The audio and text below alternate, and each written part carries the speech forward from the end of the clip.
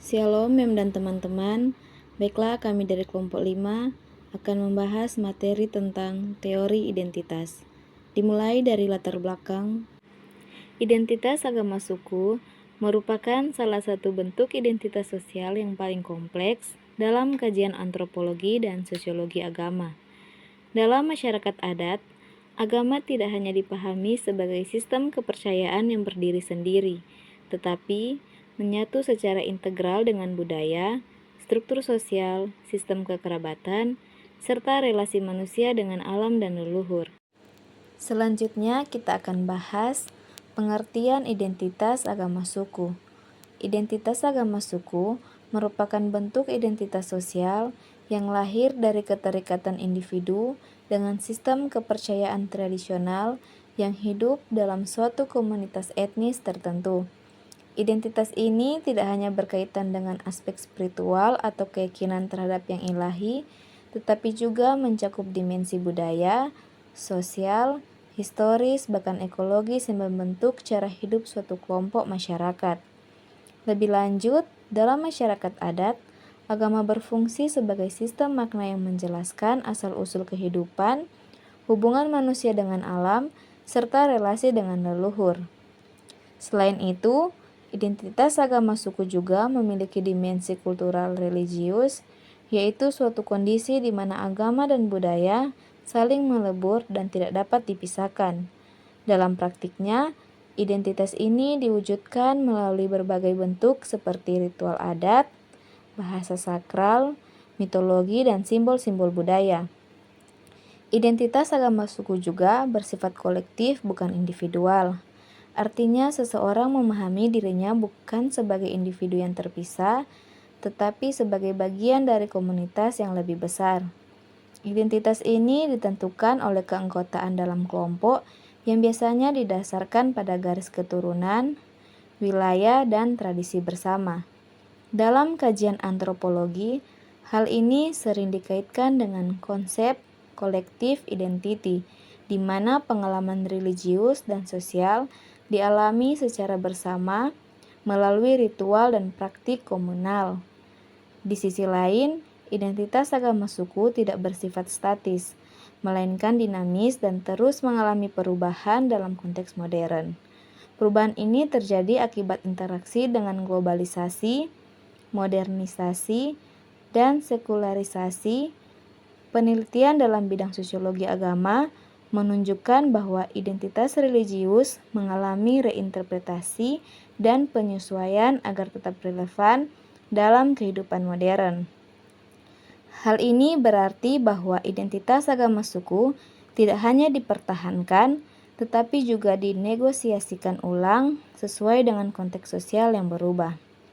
Lebih jauh, dinamika ini seringkali menghasilkan bentuk-bentuk baru identitas yang bersifat hibrid atau sinkretis. Selanjutnya, identitas kultural religius.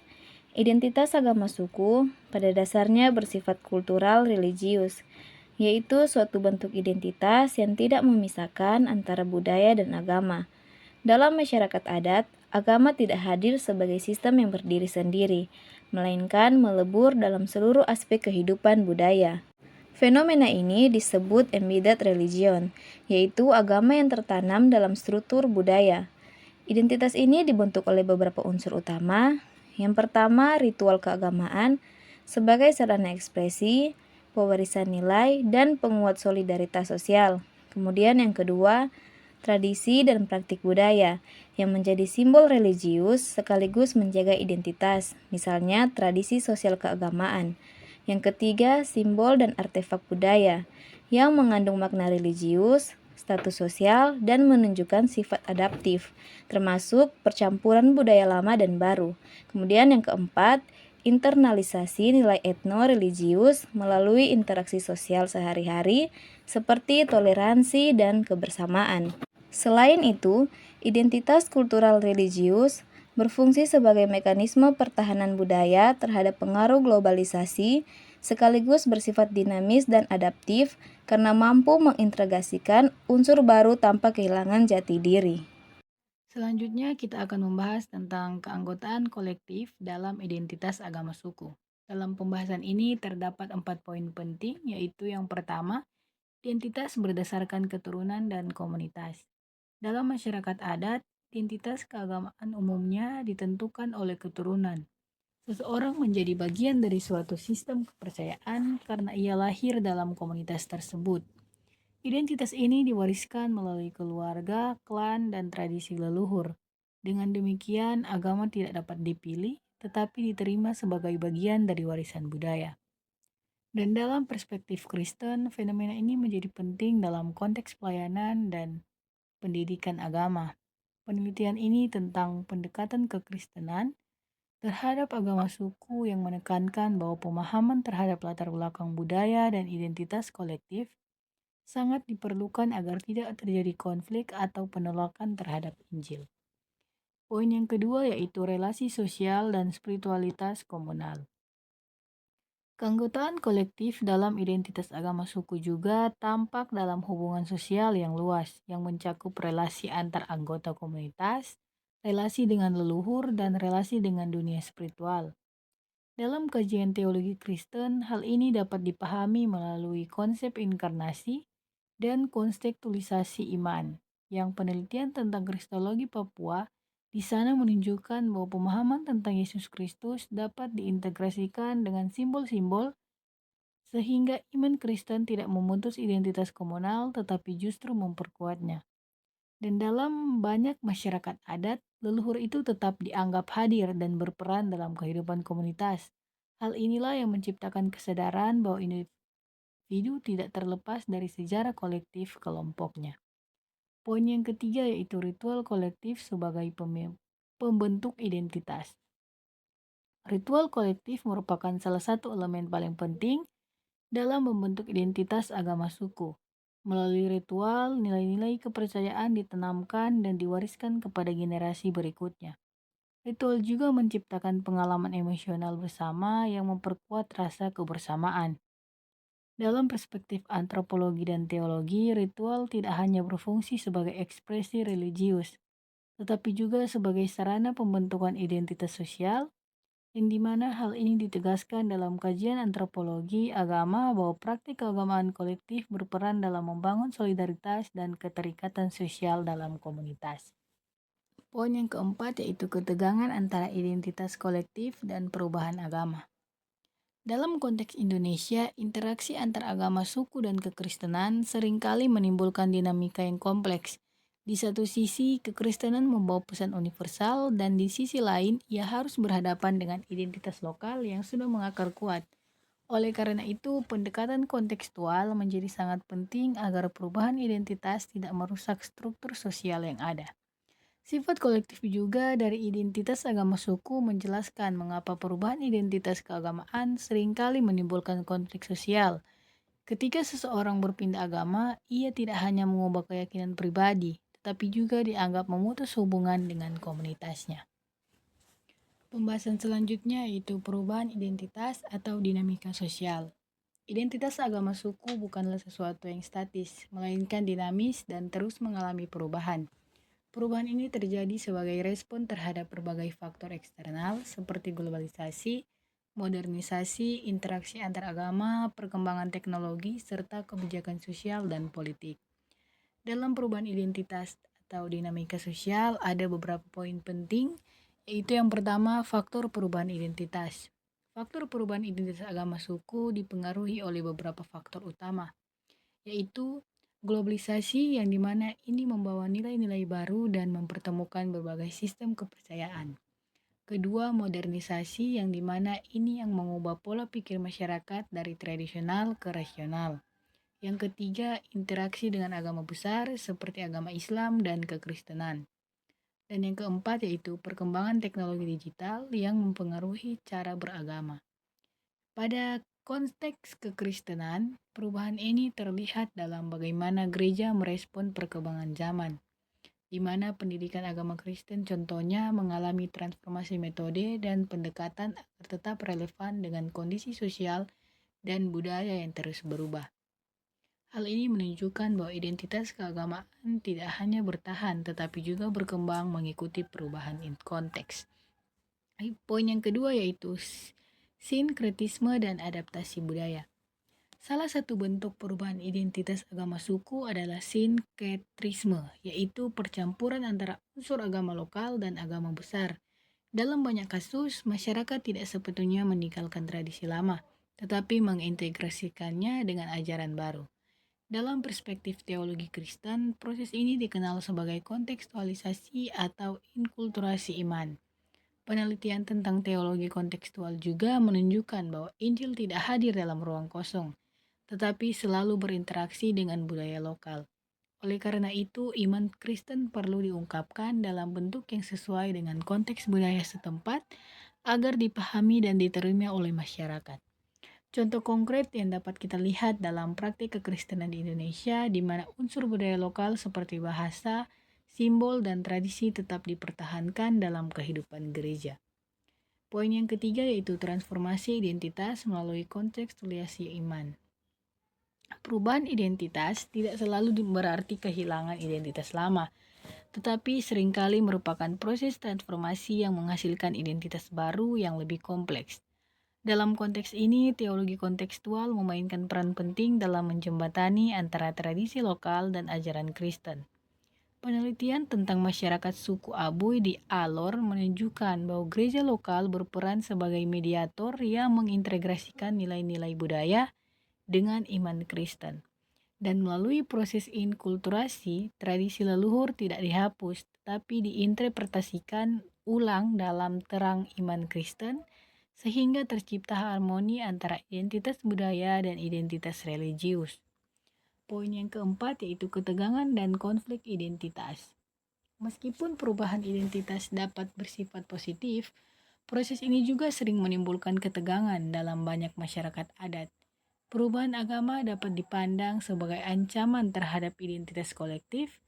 Penelitian tentang pluralisme kekristenan di Indonesia menunjukkan bahwa interaksi antara iman Kristen dan budaya lokal seringkali menimbulkan dinamika kompleks, termasuk konflik internal dan polarisasi dalam komunitas. Hal ini terjadi karena adanya perbedaan pandangan mengenai sejauh mana budaya lokal dapat diterima dalam praktik keagamaan. Selain itu, perubahan identitas juga dapat menimbulkan konflik antara generasi tua dan muda. Generasi muda cenderung lebih terbuka terhadap perubahan, sementara generasi tua berusaha mempertahankan tradisi lama. Dalam konteks ini, perubahan identitas menjadi arena negosiasi antara tradisi dan modernitas. Poin yang kelima yaitu peran gereja dalam mengelola perubahan identitas. Dalam perspektif Kristen, gereja memiliki peran penting dalam mengelola dinamika perubahan identitas. Gereja tidak hanya berfungsi sebagai institusi keagamaan, tetapi juga sebagai agen sosial yang membantu masyarakat beradaptasi dengan perubahan. Penelitian menunjukkan bahwa gereja yang mampu mengintegrasikan budaya lokal dalam praktik keagamaan cenderung lebih diterima oleh masyarakat. Pendekatan kontekstual dalam pendidikan dan pelayanan gereja menjadi kunci dalam menjaga keseimbangan antara iman dan budaya.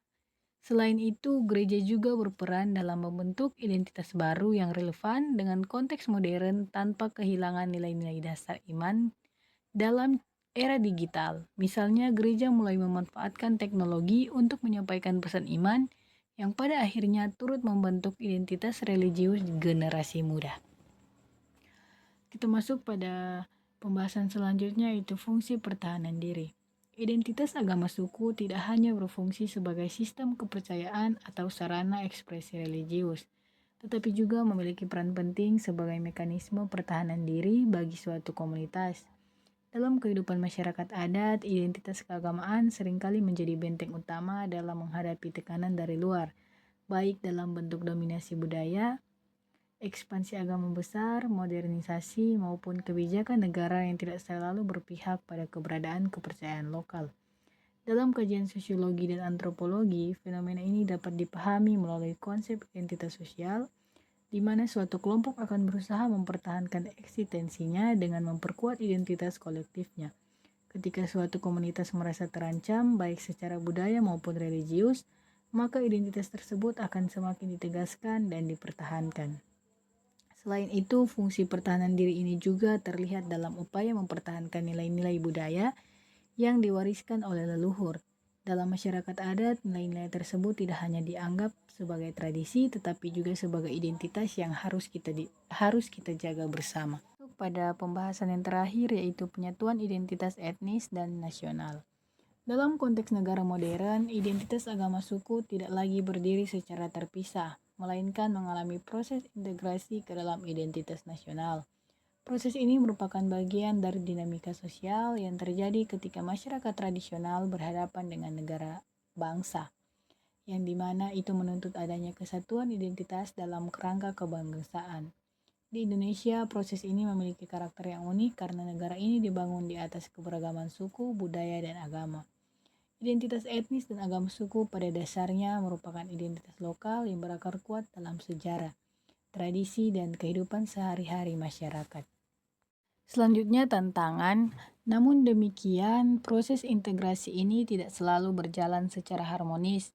Dalam banyak kasus, identitas agama suku justru mengalami marginalisasi karena dominasi agama-agama besar yang diakui secara resmi oleh negara.